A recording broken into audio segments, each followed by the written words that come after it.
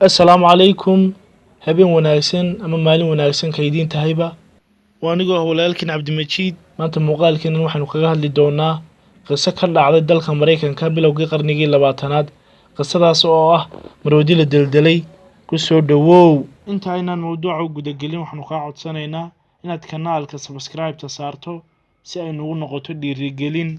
Ku soo dhawow. يا نور الهلال أقبل تعال فالشوق طال. waxa hubaal ah markastoo ay naxariista iyo damiirka bini'aadamtinimadu uu ka baxo qalbiyada dadka inay isu bedelayaan dadku bahalo aan in wax la dilaayo suurtagal ka tahay agtooda. intii lagu guda jiray sanadkii 1916 ayaa magaalada Kingsport ee ku taalo gobolka Tennessee ee dalka Mareykanka ayaa gobolkaas waxa ku yaalay goofaneed lagu magacaabi jiray Charles Sparks. goobtaas oo lagu soo bandhigi jiray waxyaabo badan oo ay ka mid yihiin sida dadka ku xeeldheer ciyaaraha dheelitirka miisaanka jidhka kuwaas oo ku dul soconaya xadhko ama ku dul ciyaaraya xadhko aad u yaryar iyo xayawaano hoggaansan wixii loo tababaray. ka hor intaanay bilaabin goob bandhigeedka shaqaalihii goobtaas waxay bilaabeen inay xayeysiin u sameeyaan goob bandhigoodka weyn ee soo socda iyagoo u sameynaya soconayana xarakaad ama dhaqdhaqaaq si ay u soo jiitaan dadka kana soo qayb galaan goob bandhigeedka weyn ee dhici doona.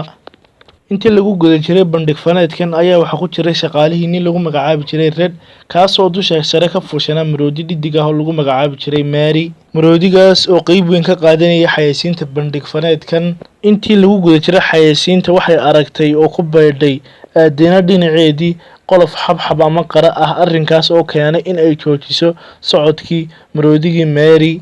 intaas kadib waxa uu ninkii lagu magacaabi jiray Red ee fuushanaa dusha sare ee maroodiga Mary isku dayay inuu dhaqaajiyo si ay u sii wado socodkeedii isagoo ku garaacaya ul una garaacayana si daran ama si xoog ah sababtaas oo keentay in ay ku dhaqaaqdo maroodiga Mary ficil xun oo ah in ay ku soo qabato Red gacankeedii oo ay dhulka ugu soo rido si fool xun. dilkaas ay geysatay maroodiga Mary ayaa waxa uu ku dhaliyay dadkii magaalada ee arkayay dhibtii meesha ka dhacday argagax iyo cabsi ka dhana dhanka maroodigaas iyagoo soo bandhigaya mulkiilihii maroodiga Mary in ay la dilo maroodigan soo bandhigaya siyaabo fara badan oo loo dilo. siyaabahaasna waxaa ka mid ah in lagu qabto koronto ama leyd ama in lala dhaco xabad ilaa ay ka dhimanayso iyadoo ay u jeedaan dhammaan dadkii magaalada waana lagu dhaqaaqay arrinkii waxa uu sameeyay ninkii lahaa maroodiga Mary meeshii ay joogtay waxa uu u yaadhay wiish qaadaya 100 tan waxaana lagu daldalay maroodiga Mary iyadoo lagu xidhay salsado laguna dalaacay wiishkii waxayna halkaas saarnayd maroodiga Mary ilaa nus saac.